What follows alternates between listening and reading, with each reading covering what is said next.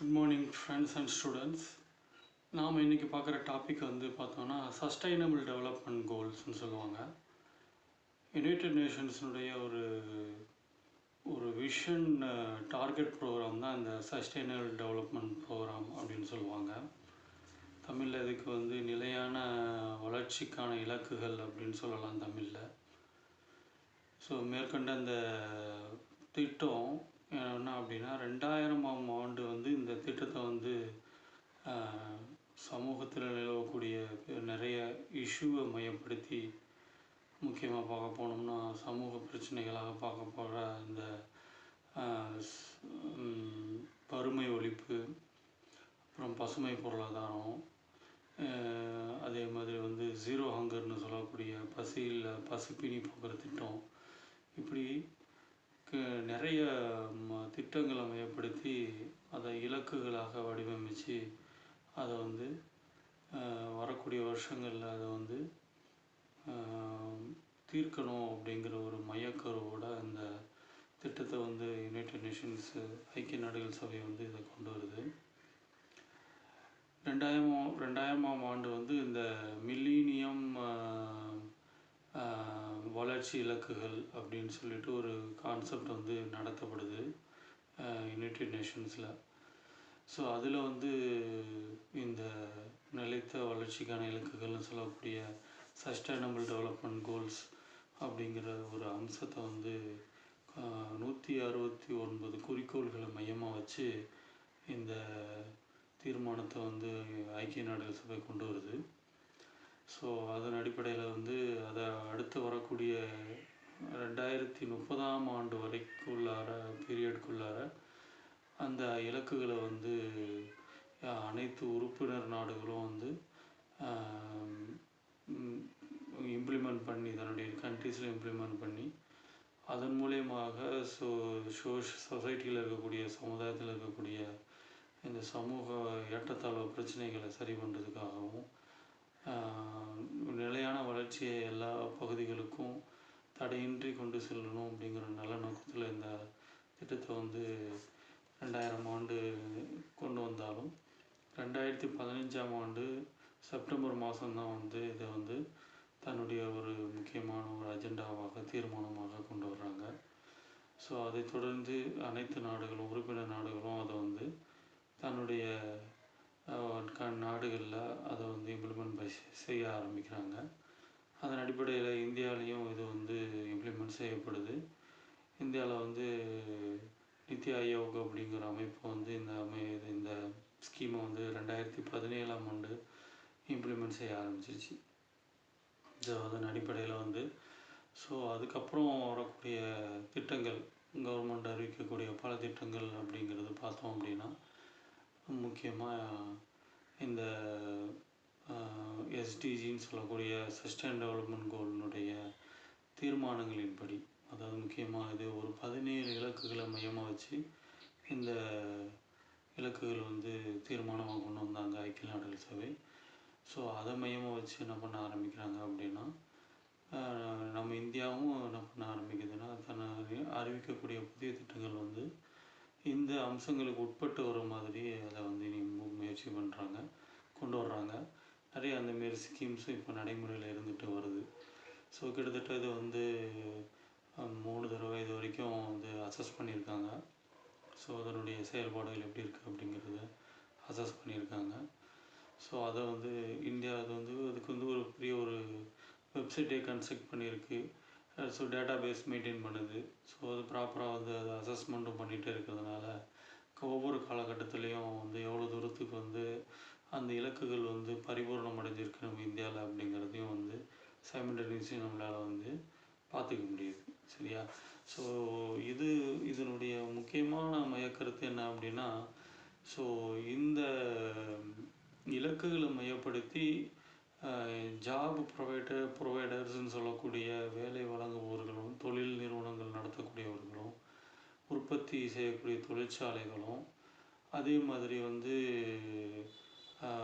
கல்வி பயிலக்கூடிய மாணவர்களும், அதேமாரி இந்த கொள்கைகள் உருவாக்கக்கூடிய பாலிசி மேக்கர்ஸ்ன்னு சொல்லக்கூடிய கொள்கை உருவாக்கக்கூடியவர்களும் சரி, அந்த ஐக்கிய நாடுகள் சபையினுடைய 17 இலக்க அம்சங்களை மையப்படுத்தி தன்னுடைய வேலை வாய்ப்புகளையும் தொழில் வளங்களையும் உருவாக்கணும்.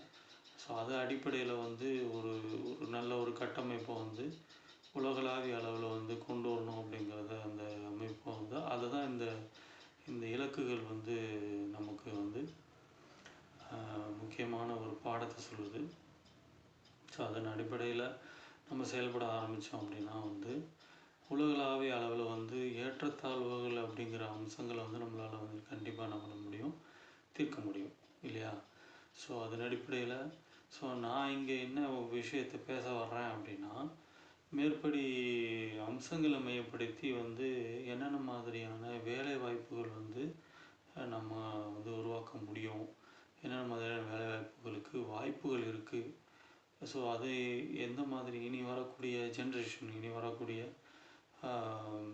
சமூகம், இனி வரக்கூடிய மாணவர் சமுதாயம் வந்து தங்களை எந்த மாதிரியான விஷயங்களை ஒரு நோக்கமாக வச்சு, ஏன்னா ஒரு பக்கம் வேலை வாய்ப்பு இல்லை அப்படிங்கிற ஒரு ஒரு ஆதங்கமும் பெரிய அளவில் இருந்துகிட்ருக்குது. ஆனால் இன்னொரு பக்கம் எப்படி இருக்குது அப்படின்னா வந்து தொழில் நிறுவனங்களுக்கு ஏற்ற திறமை வாய்ந்த வேலை வாய்ப்புகள் இருந்தும் சரியான நபர்கள் கிடைக்காத சூழ்நிலை அப்படிங்கிற தன்மையும் இருந்துகிட்டு இருக்குது இல்லையா? அப்போ வேலை வாய்ப்புகள் ஒரு பக்கம் இருக்குது, ஆனால் அதே நேரத்தில் வந்து தகுந்த நபர்கள் வேலைக்கு இல்லை அப்படிங்கிற ஒரு தன்மையும் நம்மளால் பார்க்க முடியுது இல்லையா? அப்போ இதை நம்ம குறைக்கணும். அப்போது ஸோ தேவைக்கேற்ற மாதிரி தன் தொழில் நிறுவனங்களுடைய தேவைக்கேற்ற மாதிரி இந்த அம்சங்களை நம்ம வந்து மேம்படுத்தி மாணவர்களும் தங்களுடைய திறமைகளை அந்த அம்சங்களுக்கு ஏற்ற மாதிரி வளர்த்துக்கிட்டு அதன் அடிப்படையில் தங்களுடைய வேலை வாய்ப்புகளை அவங்க தேடிக்கிட்டாங்க அப்படின்னா வந்து அவங்களுக்கு வந்து ஒரு பெரிய ஒரு வேலை வாய்ப்பும் கிடைக்கும். ஸோ ஒரு பக்கம் நல்ல வேலை வாய்ப்பும் கிடைக்கிறதோட வருமானம், அதேமாரி தனி மனிதனுடைய வருமானம் தன்மையும் வந்து இன்க்ரீஸ் ஆகும். இன்னொரு பக்கம் வந்து பார்த்தோம் அப்படின்னா வந்து உலகளாவிய அளவில் வந்து பார்த்தோம் அப்படின்னா இந்த பிரச்சனைகள், சமூக பொருளாதார ஏற்றத்தாழ்வு பிரச்சனைகள் இல்லையா? ஸோ அதையும் வந்து நம்மளால் என்ன செய்ய முடியும் அப்படின்னா வந்து பெரும்பான்மையான அளவு குறைக்க முடியும். ஸோ எல்லா அம்சங்கள்லேயும் ஒரு வளர்ச்சி அப்படிங்கிற தன்மை, அதுதான் நிலையான வளர்ச்சி அப்படிங்கிற தன்மையை நம்மளால் வந்து அடைஞ்சிக்க முடியும் இல்லையா? ஸோ மேற்படி விஷயங்களை மையப்படுத்தி நான் ஒரு 5 குறியீடுகளினுடைய வேலைவாய்ப்பு அம்சங்களை பற்றி நான் இங்கே பேசலான்னு நான் இங்கே முயற்சி பண்ணுறேன். ஸோ முதல் அம்சமாக பார்க்கும்போது வந்து நோ பாவர்ட்டி அப்படின்னு சொல்லுவாங்க, வறுமை ஒழிப்பு அப்படிங்கிறது. ஸோ முதல்ல அந்த அம்சத்தின் அடிப்படையில் இந்த அம்சம் என்ன சொல்ல வருது அப்படின்னா வந்து பாவர்ட்டி அப்படிங்கிற அந்த தன்மை, வறுமை அப்படிங்கிற தன்மையை வந்து ஒழிக்கணும். ஸோ அது எல்லா அம்சங்கள்லேயும் எல்லா வகையான இடங்கள்ல இருந்தும் அது வந்து வறுமை அப்படிங்கிறது இருக்கக்கூடாது அப்படிங்கிறது தான் அதோடைய நோக்கமாக இருக்குது இல்லையா? ஸோ அதை ஒழிக்கணும் அப்படின்னா வந்து சின்ன சின்ன அளவுகளில் வந்து பணம் அப்படிங்கிற விஷயத்த வந்து கொண்டு போய் சேர்க்க வேண்டியிருக்கு இல்லையா? எல்லா இடத்துக்கும் தொழில் வளம் அப்படிங்கிற விஷயத்தை உருவாக்க வேண்டியிருக்கு. ஸோ தொழிலை கொண்டு வளர்க்கணும்னா தொழிலுக்கு பணம் தேவை இல்லையா? அந்த பணத்தை எப்படி வந்து சரியான வகையில் நிர்வகிக்கிறது, அதை எப்படி வந்து சரியான தொழில் வாய்ப்புகளை உருவாக்குறதுக்கு பயன்படுத்திக்கிறது அப்படிங்கிறது முக்கியத்துவம் பெறுது இல்லையா? அதை தான் வந்து ஐக்கிய நாடுகள் சபையும் வந்து மையப்படுத்துது. ஸோ அதன் அடிப்படையில் முதல் வேலை வாய்ப்பாக நான் கருதுறது பாவர்ட்டி அலிவேஷன் ஆஃபீஸர் அப்படின்னு சொல்லப்படுறது கூடிய ஸோ வறுமை ஒழிப்பு அதிகாரி அப்படிங்கிற ஒரு வேலை வாய்ப்பை வந்து நம்மளால் வந்து ஏற்படுத்த முடியும். ஸோ மேற்படி அதிகாரி என்ன பண்ணலாம் முடியும் அப்படின்னா, இது சிறிய அளவில் இன்கம் இருக்கக்கூடியவங்களுடைய வருமான வரம்பை வந்து அதிகரிக்க முடியும் இல்லையா? அதுக்கேற்ற மாதிரி வந்து தன்னுடைய நிகழ்வுகளை வந்து வடிவமைச்சு ஸோ அதன் அடிப்படையில் அந்த ப்ரோக்ராம்ஸின் அடிப்படையில் வந்து அவங்களுடைய வருமான வரம்பை வந்து இன்க்ரீஸ் செய்ய முடியும். ஸோ இது ஆல்ரெடி நம்ம இந்தியா மாதிரியான கண்ட்ரீஸில் வந்து சில இடங்களில் இந்த ஆர்கனைசேஷன் சொல்லக்கூடிய கம்பெனிஸ் அண்ட் ஆர்கனைசேஷன் சொல்லக்கூடிய முக்கியமாக எக்ஸாம்பிளாக பார்க்க போனோம்னா யூஎன்டிபி, ஆக்ஸ்ஃபோம் இந்தியா, மைக்ரோ ஃபைனான்ஸ் இன்ஸ்டிடியூஷன்ஸ்னு சொல்லக்கூடிய நிறைய அமைப்புகள் வந்து இந்த வறுமை ஒழிப்பு அதிகாரி அப்படிங்கிற வேலை வாய்ப்பை நமக்கு கொடுக்க முடியும். ஸோ இவங்க மூலயமா வந்து தகுந்த உத்தரவாதப்படுத்தக்கூடிய இல்லையா பணத்தை கொண்டு போய் சின்ன சின்ன அளவில் பிரித்து அதை வந்து தொழில் வளத்தை வந்து சிறிய அளவில் முதலீடு செஞ்சு அதன் அடிப்படையில் வந்து ஒரு வருமான வாய்ப்பை வந்து ஒரு சிறிய குடும்பத்துக்கு ஏற்படுத்த முடியும். அதன் அடிப்படையில் என்ன செய்ய முடியும் அப்படின்னா வந்து வறுமை ஒழிப்பு அப்படிங்கிற ஒரு ஐக்கிய நாடுகள் சபையினுடைய தீர்மானத்தை முழுமைப்படுத்துறதுக்கு இது பெரிய அளவில் போய் நமக்கு ஒரு ஹெல்ப் பண்ணும் இல்லையா, அது உதவும். ஸோ இன்னும் சில வகையான எக்ஸாம்பிளாக பார்க்கலாம். சோஷியல் ஒர்க் மேனேஜர் அப்படின்னு சொல்லுவாங்க. மூணாவது வந்து பார்த்தோம்னா மைக்ரோ ஃபினான்ஸ் அனலிஸ்ட்டு. ஸோ நாலாவது வந்து பார்த்தோம்னா என்ஜிஓ ப்ரோக்ராம் கோஆர்டினேட்டர். ஸோ மேற்படி இந்த அமைப்புகள் எல்லாமே வந்து மையக்கருவாக வச்சு இயங்குறது என்னென்னு பார்த்தோம் அப்படின்னா வறுமை ஒழிப்பு வந்து எவ்வளோ சரியாக வந்து இம்ப்ளிமெண்ட் செய்ய முடியும் அப்படிங்கிறத மையப்படுத்தி இந்த அம்சங்களை வந்து நம்ம செயல்படுத்த முடியும் இல்லையா. ஸோ இது ஒரு முக்கியமான விஷயமாக நம்ம பார்க்குறோம். தமிழ்நாடு அளவில் பார்த்தோம் அப்படின்னா வந்து Tamil Nadu corporation of development for உமன்னு, அதே மாதிரி வந்து தமிழ்நாடு அர்பன் லைவ்லிஹுட் மிஷன்னு, hands in hand India, Dhan foundation, இது மாதிரி அதேமாதிரி மகளிர் திட்டம், சர்வோதயாசம், இது மாதிரியான அமைப்புகள் வந்து தமிழ்நாடு அளவில் இந்த வறுமை ஒழிப்பு அப்படிங்கிற அம்சத்தை மையப்படுத்தி நிறைய வகையான ஸ்கீம்ஸை வந்து ஆல்ரெடி இம்ப்ளிமெண்ட் பண்ணி அதை வந்து மக்களிடத்தில் வந்து அந்த ப்ரோக்ராம்ஸ் திட்டங்களை கொண்டு போய் சேர்க்குறாங்க. ஸோ பயிற்சி கொடுக்குறாங்க, மானியத்தோடு சேர்ந்து ஒரு பணபலன்களை வந்து கொடுத்து, ஸோ ஒவ்வொரு சிறிய சிறிய குடும்பமும் சிறிய அளவில் தொழில் வளத்தை உருவாக்கி அது மூலயமா வறுமை ஒழிப்பை வந்து மையப்படுத்தி அந்த அம்சங்கள் வந்து செயல்படுது இல்லையா. ஸோ ரெண்டாவதாக நான் பேசுகிற விஷயம் என்ன அப்படின்னா வந்து ஜீரோ ஹங்கர்னு சொல்லக்கூடிய, ஸோ எந்த சூழ்நிலையிலையும் பசி இல்லாத விஷயமாக, பசி இல்லாத உலகத்தை ஏற்படுத்துகிறதாக இருக்குது இல்லையா. ஸோ முக்கியமாக எண்ட் ஹங்கர் இல்லையா, achieve food security, improve nutrition and promote sustainable அக்ரிகல்ச்சர்னு சொல்லுவாங்க.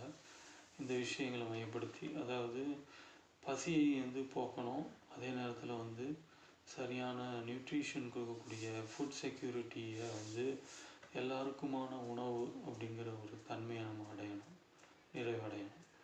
அதே மாதிரி வந்து போதுமான அளவில் சஸ்டைனபிள் அக்ரிகல்ச்சர், தேவைக்கேற்ற மாதிரியான அது பயன் கொடுக்கக்கூடிய ஒரு அக்ரிகல்ச்சரான விஷயங்களை கொண்டு போய் சேர்க்கிறது. இது செய்கிறதன் மூலியமாக ஜீரோ ஹங்கர் அப்படிங்கிற ஐக்கிய நாடுகள் சபையினுடைய அந்த சஸ்டைனபிள் டெவலப்மெண்ட் கோல்ஸ் வந்து பரிபூர்ணப்படுத்த முடியும்னு நானும் நம்புகிறேன். ஓகேவா. ஸோ அதன் அடிப்படையில் அக்ரிகல்ச்சரல் சயின்டிஸ்ட் இந்தியாவில் ரொம்ப காலத்துக்கு முன்னாடியே வந்து ரொம்ப பர்ஃபெக்டாக வந்து ஒரு இம்ப்ளிமெண்ட் செஞ்ச ஒரு ஸ்கீம் தான் வந்து இந்த ஐசிஆர்னு சொல்லலாம். ஐசிஆர், நபார்டு, அதே மாதிரி நிறைய அக்ரிகல்ச்சர் யூனிவர்சிட்டிஸ் வந்து தன்னுடைய திட்டங்கள் மூலியமாகவும் ஆய்வுகள் மூலியமாகவும் புதிய வெரைட்டிகளை உருவாக்குறது மூலியமாக அதில் வேலைவாய்ப்புகள், சயின்டிஸ்ட்டு, டெக்னீஷியன்ஸு, ரிசர்ச்சர்ஸு, இது மாதிரியான அம்சங்களை உருவாக்குறதன் மூலியமாக ஒரு பக்கம் பசிப்பினியை போக்கலாம், இன்னொரு பக்கம் வந்து நல்ல வேலைவாய்ப்பையும் வந்து ஏற்படுத்தி கொடுக்க முடியும். ஸோ இது இல்லாமல் ஃபுட் செக்யூரிட்டி அனலிஸ்ட்டுன்னு சொல்லக்கூடிய ஒரு வேலைவாய்ப்பு, நியூட்ரிஷன் ஸ்பெஷலிஸ்ட் இன்றைக்கி வந்து அதி முக்கியத்துவமாக வாய்ந்ததாக பார்க்கப்படக்கூடிய ஒரு தொழில் வளம் அப்படிங்கிறது நியூட்ரிஷன் ஸ்பெஷலிஸ்ட். இல்லை இன்றைக்கி எல்லோரும் சம்பாதிக்கிறோம், எல்லோரும் சாப்பிட்றோம், ஆனால் சரியான விகிதத்தில் எல்லா அம்சங்களும் நிறைந்த உணவாக சாப்பிட்றோமானா அது கேள்விக்குறியாக இருக்குது இல்லையா. ஸோ அதை பரிபூர்ணப்படுத்துகிற மாதிரியான ஒரு அம்சம் தான் இந்த ஃபுட்டு நியூட்ரிஷன் ஸ்பெஷலிஸ்ட்னு சொல்லக்கூடிய ஜாப். அதேமாதிரி சஸ்டைனபிள் அக்ரிகல்ச்சரல் கன்சல்டன்ட் இல்லையா. ஸோ மார்க்கெட்டுடைய டிமாண்டை பரிபூர்ணப்படுத்துறதுக்கு ஏற்ற மாதிரியான சரியான விகிதத்தில் அக்ரிகல்ச்சரை கொண்டு போய் சேர்க்குறது. அதே மாதிரி வந்து விஞ்ஞான ஆராய்ச்சி நிறுவனங்கள் உருவாக்கின ஸ்கீம்ஸை, முக்கியமாக திட்டங்களை, டெக்னாலஜிஸை சரியான விதத்தில் வந்து கொண்டு போய் வந்து விவசாயிகள்கிட்ட வந்து கொண்டு போய் சேர்க்குறது, அந்த விவசாயிகளுக்கு சரியான ட்ரைனிங் கொடுக்குறது.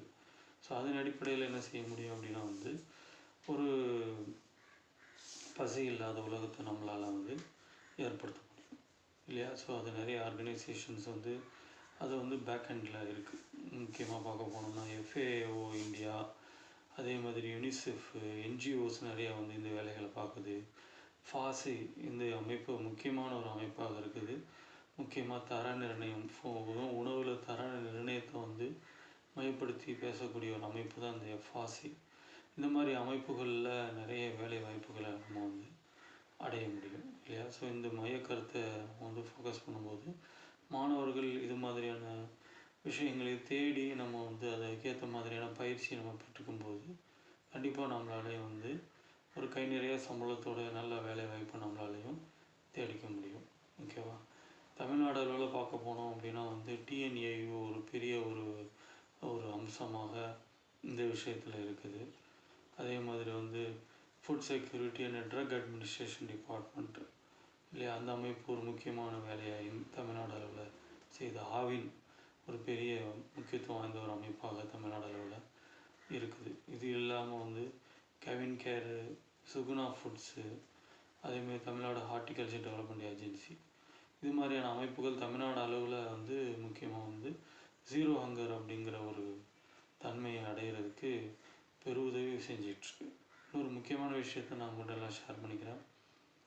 ஸோ இந்த அளவில் வந்து இந்த 17 வகையான சஸ்டைனபிள் டெவலப்மெண்ட் கோல்ஸ், முக்கியம் சொல்லப்படக்கூடிய நிலையான வளர்ச்சிக்கான இலக்குகளை வந்து இந்திய அரசு வந்து இம்ப்ளிமெண்ட் செஞ்சாலும் தமிழ்நாடு அளவில் 17 இலக்கு அலகுகள்லேயும் வந்து என்ன பண்ணியிருக்காங்க அப்படின்னா வந்து சரியான விகிதத்தில் வந்து திட்டங்களை அறிவித்து அதை வந்து சரியான அளவில் செயல்படுத்திக்கிட்டு வர்றாங்க. அது ஒரு பெரிய ஒரு ப்ளஸ் பாயிண்ட்டாக நமக்கு இருக்குது. ஓகேவா? அடுத்து 3வது விஷயமாக நம்ம பார்க்குற விஷயம் அப்படின்னா குட் ஹெல்த் அண்டு வெல்பீயிங்னு சொல்லக்கூடிய நல்ல சுகாதாரம் மற்றும் நலன். ஸோ இது ஒரு அதிமுக்கியத்துவமான ஒரு அம்சமாக இருக்குது. ஸோ இது வந்து ஒரு இலக்கை பேஸ் பண்ணி இந்த இதை வந்து ஐக்கிய நாடுகள் சபை வந்து கொண்டு வர்றாங்க. ஒன்று வந்து ensure healthy lifes and promotes wellbeing for all the ages. எல்லா வயசுலேயும் இருக்கிறவங்களுக்கும் சரியான அளவில் வந்து ஒரு ஹெல்த்தியான லைஃப்பை கொடுக்குறது தான் அதனுடைய நோக்கமாக இருக்குது. ஸோ அதன் அடிப்படையில் பார்க்க போகும்போது public health adviser, epidemiologist, health care administrator, அதேமாரி வந்து mental health counsellors, health education specialist, இது மாதிரியான ஜாப்ஸ் வந்து அதி முக்கியத்துவம் வாய்ந்த ஒரு இடத்த வந்து பெறுது. இந்திய அளவில் நிறைய அமைப்புகள் இதை வந்து செயல்படுத்திக்கிட்டு வர்றாங்க.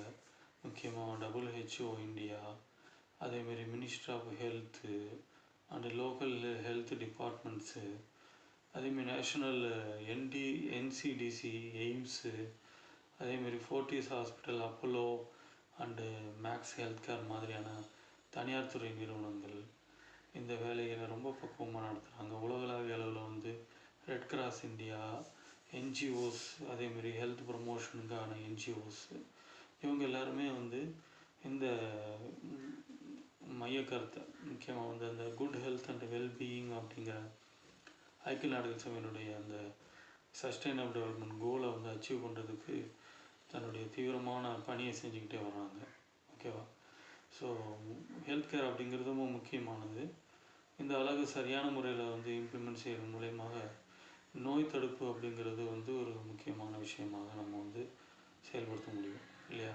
ஸோ நோயை தடுத்துட்டாலே நோய் வரக்கூடியது முன்னக்கூடியே நம்ம தெரிஞ்சுக்க விட்டாலே அதை வந்து தடுத்து அதன் அடிப்படையில் வந்து நம்ம வந்து என்ன செய்ய முடியும் அப்படின்னா வந்து மக்களுடைய சுகாதாரத்தை பேணுறதன் மூலியமாக நம்ம வந்து நல்ல வந்து உடல் நலத்தை கொடுக்க முடியும் இல்லையா? நல்ல உடல் நலம் இருந்தாலே நமக்கு அது ஒரு பெரிய வந்து ஒரு இலக்காக இருக்கும் இல்லையா? நல்ல உடல்நலம் இருந்தாலே நம்ம வருமானம் பார்க்குறதோ சரி, பசியை போக்குறதோ சரி ஒரு பெரிய இஷ்யூவாக இருக்காது. ஸோ அதை பரிபூர்ணப்படுத்துறதுக்கு நிறைய ஆர்கனைசேஷன்ஸ் ஆல்ரெடி நமக்கு வந்து வேலை பண்ணிகிட்ருக்கு.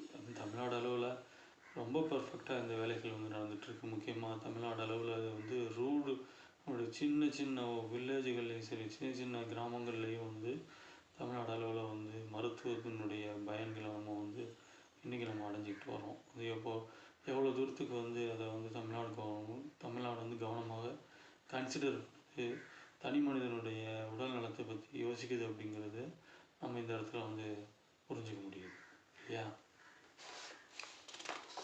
அடுத்து நம்ம முக்கியமாக பார்க்குற விஷயம் என்ன அப்படின்னா குவாலிட்டி எஜுகேஷன், தரமான கல்வி, அது ஒரு அதி முக்கியமான விஷயமாக இருக்குது. So education policy analyst, school counsellors, curriculum developers, vocational trainer, அதேமாரி எஜுகேஷனல் டெக்னாலஜி ஸ்பெஷலிஸ்ட்டு, இப்படி வேலை வாய்ப்புகள் வந்து நமக்கு பல வகையில் ஹெல்ப்ஃபுல்லாக இருக்கும். முக்கியமாக பார்க்க போகும்போது ஸ்கூல் எஜுகேஷனில் இருந்து ஆரம்பித்து உயர்கல்வி வரைக்குமான எல்லா துறைகள்லையும் புதுமையை வந்து கொண்டு வர்றது இல்லையா. அதே மாதிரி இன்றைக்கு இண்டஸ்ட்ரி லெவலில் தேவைப்படக்கூடிய அம்சங்களுக்கு ஏற்ற மாதிரி கல்வி முறையை வந்து மாற்றி அமைக்கிறது. ஸோ இந்தியா லெவலில் பார்க்கும்போது புதிய கல்விக் கொள்கை 2020 இதை நல்லாவே வந்து இந்த விஷயங்களை பற்றிலாம் நம்ம வந்து பேசுது. தனியார் துறையினுடைய ஈடுபாடு, அதேமாதிரி கல்வித்துறையில் வந்து மொழி வாரியான வந்து கல்வி, அதே மாதிரி வந்து மாடர்னைசேஷன், நிறைய இன்ஸ்டியூஷன் லெவலில், எஜுகேஷன் லெவலில், அதேமாரி டிகிரியினுடைய தன்மைகளில், கரிக்குலம் ஃப்ரேம் பண்ணுறதில், சிலபஸ் ஃப்ரேம் பண்ணுறதில், எஜுகேஷன் கொடுக்குற பேட்டர்ன்லேயே டோட்டலாக ஒரு பெரிய மாற்றத்தை நம்ம வந்து பார்க்க முடியுது. ஸோ இதெல்லாம் வந்து சரியான விதத்தில் இம்ப்ளிமெண்ட் செய்யப்படும் போது ஒரு தரமான கல்வி எல்லாருக்கும் கொண்டு போய் சேர்க்க முடியும். அதன் அடிப்படையில் பார்க்கும்போது ஒரு உலகளாவிய அளவில் வந்து இந்த குவாலிட்டி எஜுகேஷன் அப்படிங்கிற தாரக மந்திரத்தை வந்து நம்மளால் சரியான முறையில் கொண்டு போய் சேர்க்க முடியும். அடுத்து கடைசியாக நம்ம பார்க்குற விஷயம் அப்படிங்கிறது க்ளீன் வாட்டர் அண்டு சானிடேஷன். இது ஒரு அதிமுக்கியமான விஷயம். இன்றைக்கி தரமான குடிநீர் இல்லாததுனால நமக்கு வந்து பல வகைகளில் வந்து நோய் நொடிகள் ஏற்படுது. ரெண்டாவது, சுத்தமான குடிநீர் அப்படிங்கிறது வந்து இன்றைக்கும் பல கிராமப்புறங்களில் வந்து எட்டாக்கனியாக தான் இருக்குது. ஸோ அதை அடையிறது ஒரு பெரிய ஒரு முக்கியமான விஷயமாக இருக்குது. ஸோ நம்மளை போன்ற இளைஞர்கள் வந்து இதை மையப்படுத்தி நம்மளுடைய கல்வி முறையிலையும் நம்ம வந்து ட்ரைனிங் எடுத்துக்கணும், நல்ல கல்வி எடுத்துக்கணும்.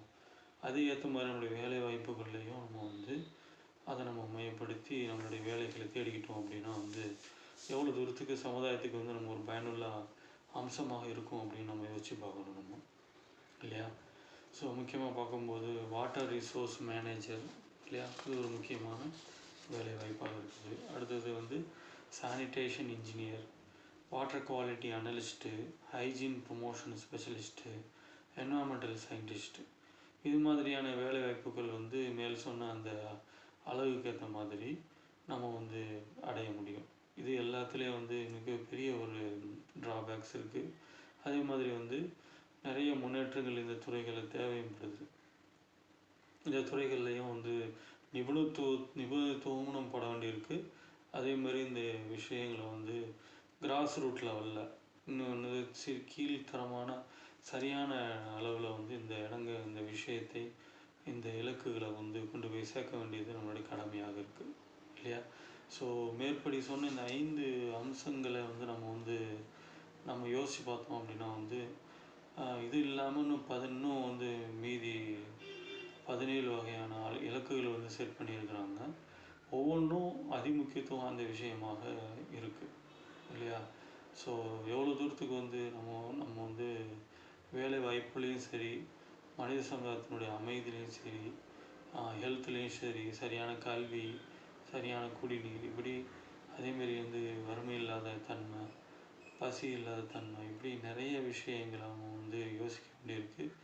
ஸோ இதில் நிறைய வேலை வாய்ப்புகளும் நமக்கு வந்து இருக்குது.